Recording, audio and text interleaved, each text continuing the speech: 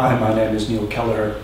In this video I'll be going over some variations of Pigeon yoga pose, both for beginners and slightly more advanced practitioners. Part of the some of the variations I'll include the basic both hip lifted and hip on the floor variations, also bending forwards and bending backwards, and I'll also include a variation I call screaming pigeon, which is actually a hip on the floor variation, and that too can be done both with the hip both upright and with the chest down.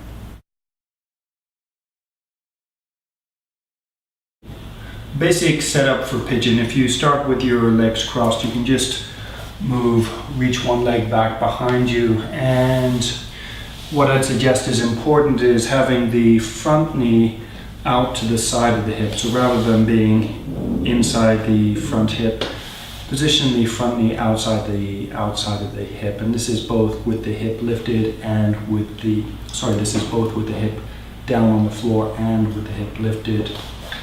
For the back leg, try to reach your back leg straight back. If you're using a mat, try to position your back leg parallel to the long edge of your mat. And for now, because the general reason for using this pose is to increase hip flexibility in external rotation, what I'd suggest, you can start with the front foot further back behind the knee. As you get better at the pose, you can move the foot further forward. So for now, start with the foot back, sort of behind the knee. So from this view, rather than having it forward like so, have the foot back so the knee is bent at about, it's actually bent quite a lot. So one of the usual modifications is to stick a block under the butt like so. And one of the main reasons for this is if you have sore knees or knees which this pose hurts. And I'll go over some. So one of the so if you have knee problems, you might not want to do this pose, or I had to teach with a knee injury, and so my way of getting into the pose was to move slowly and carefully into the pose and out of the pose. So if you do have a knee injury, you can experiment with moving slowly into the pose. If the knee hurts, then exit the pose, don't do it. But you may find that if you move into the pose slowly, you can get into the pose without hurting your knee. And another point, depending on how high your pelvis is, you may find, try not to have the foot flexed. If your pelvis is too high, having the foot flexed may cause the shin to roll a bit and put extra stress on your knee. So hopefully you can see that. So try to have your foot flat on the floor, the top of the foot flat on the floor, so the front of the ankle is open.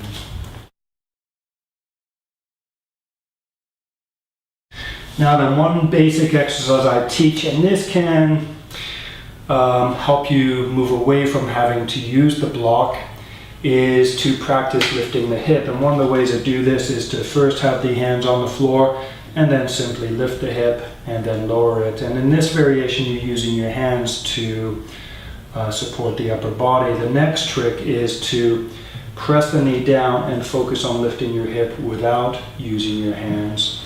So from the front, so again, notice I have my knee outside my hip. You can have the arms out to the side, slowly lift and slowly lower. And in order to do this actively, use the outer thigh muscles, use the hip muscles to press the knee down into the floor. The more you press down, the easier it is to lift the hip. And you may find you lean your upper body slightly away from the knee so that your center of gravity is, where is it? Somewhere over the leg, so you can use your knee to lift your hips. You may find leaning over that way, you find a point where it's reasonably easy to lift your hip without too much effort, and then from there you can place your hands back on the floor. Another exercise you can do, and this again is to train the awareness of the front leg, using the leg to support the pose, is to lift the knee with the hands on the floor, put the knee down, press the knee down, lift the hands. Put the hands on the floor, press the hands down, slowly lift the knee. Notice how your arms are bearing the weight of your body. Touch the knee to the floor. Slowly press the knee down. Now notice that your leg is bearing the weight of the body and you can lift the hands. So that is another exercise you can do as a warm-up to pigeon pose, or that you can use to teach pigeon pose prior to actually doing the actual pose.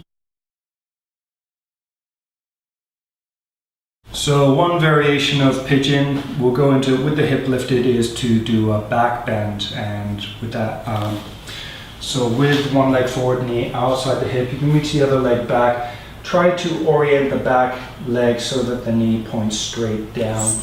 And again, have the leg, rather than being out to the side, try to orient the leg so that if you're using the yoga mat, your leg is parallel to the edge of the yoga mat.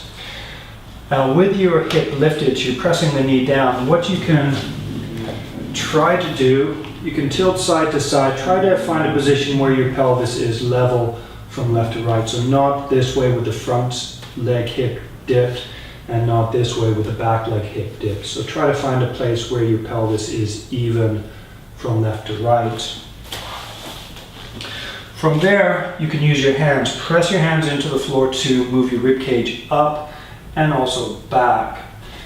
And if you ever done downward dog, the idea, this is similar in that the idea is rather than just relaxing your spine, use your spinal erectors. So you can start off with your lumbar spinal erectors, activate those to bend your lumbar spine backwards, and then work your way up the spine. Try to activate so going upwards towards your neck, activate your thoracic spinal erectors to bend the thoracic spine backwards. And for the neck, I'd suggest just draw your ears away from your shoulders so that the sides of your neck are long.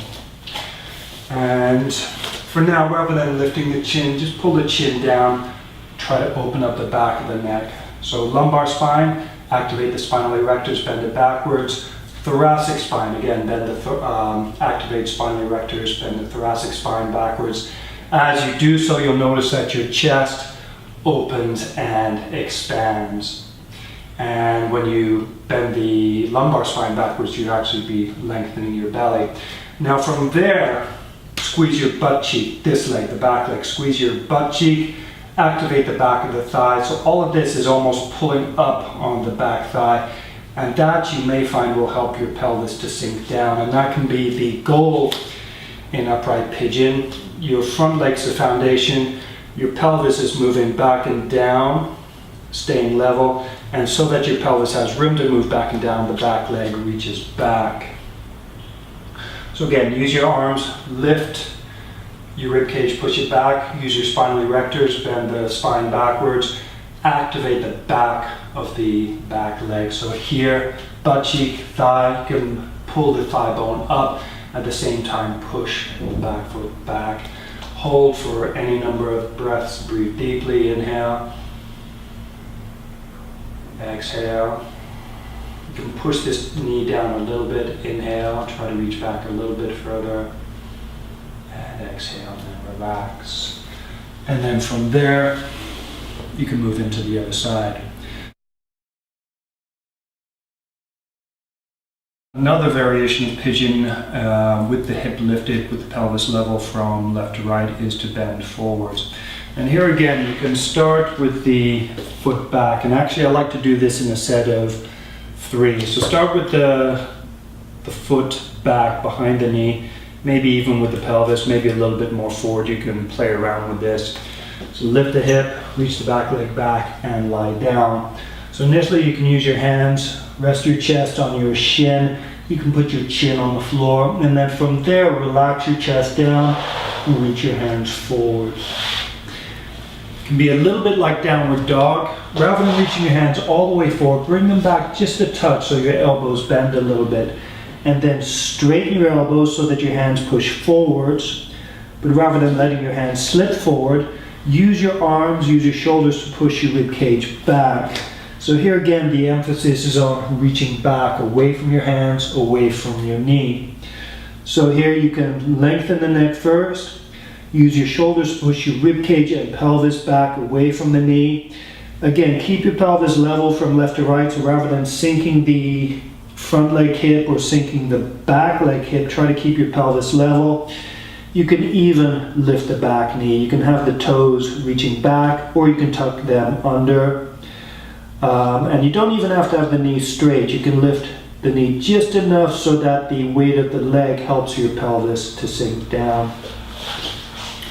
Hold for any number of breaths, and before going on to the other side, what you can do is move the foot forward a little bit more. So this will increase the hip stretch. It will make the pose a little bit more intense, but that's one of the reasons why I like to start with the foot further back, so you can gradually work towards the having the shin parallel to the front of your mat. So from here again, lift carefully, even if your knees don't hurt. Move carefully to protect the integrity of your knees so that you're not messing it up for future use.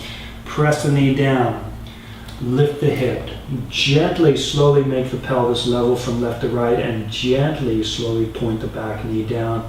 Slowly lower down. If it's too intense, rest on your elbows for a few breaths.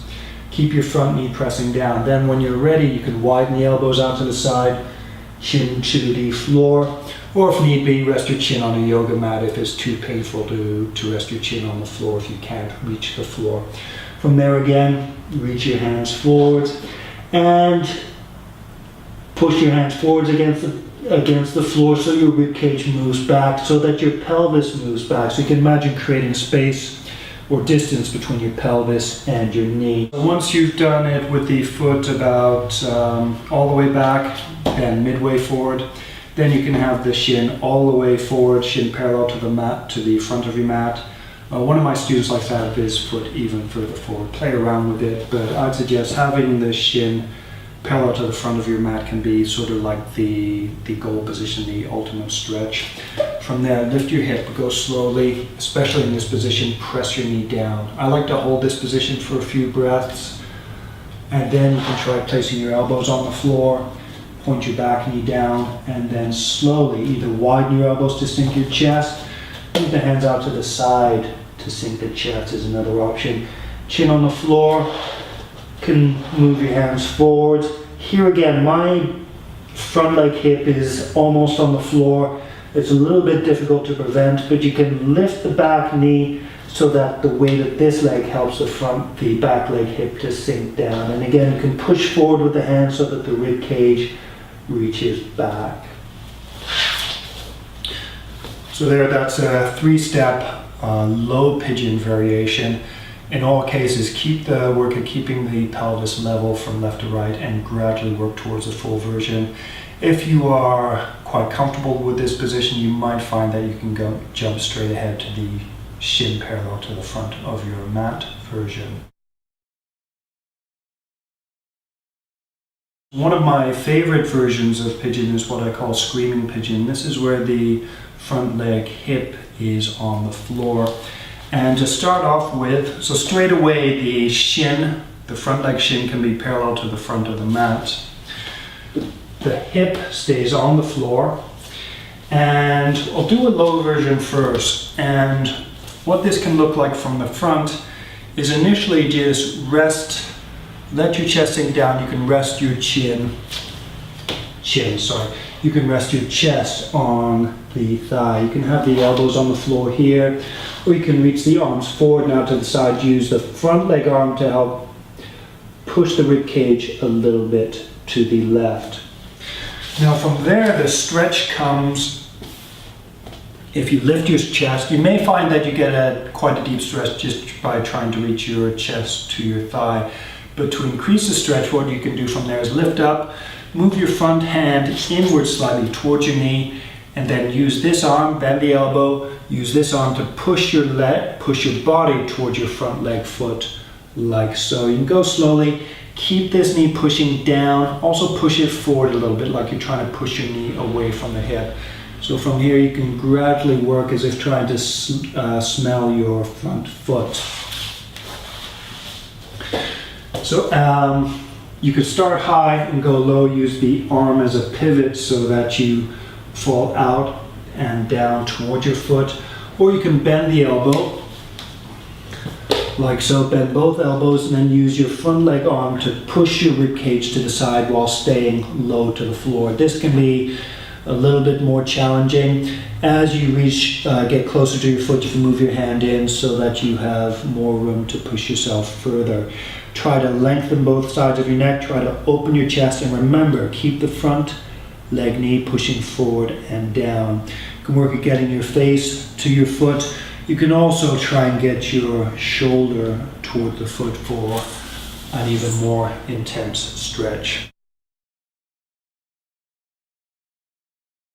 For the upright version of Screaming Pigeon, same setup, front shin parallel to the front of your mat, hip on the floor. Use your front leg hand to push your rib cage upright. So from this position with the hip on the floor, the back leg hip is naturally lifted. So from here you can use your front leg arm to lift your rib cage and then use it to push your rib cage towards the back leg side. Excuse me. As you push your rib cage to the side, you can gently point your rear knee downwards. If it doesn't point down straight away, that's fine because this hip is lifted, but you can work towards pointing the back knee down.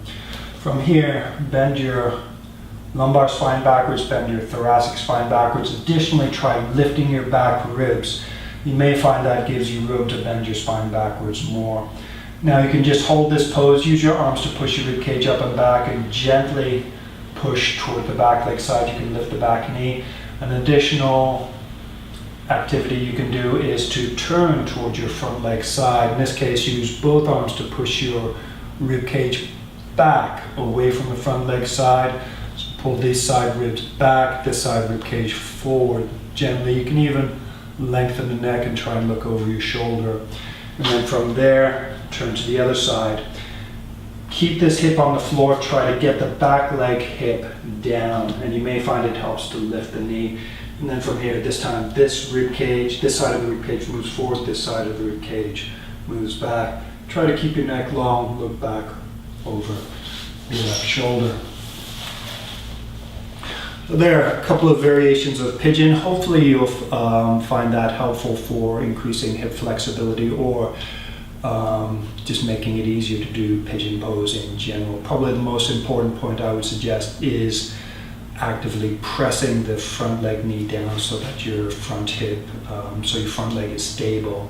So the idea there is it's stable, but it's also slowly releasing or lengthening at the same time. So you're stabilizing the front hip as well as enabling it to stretch a little bit deeper into the pose.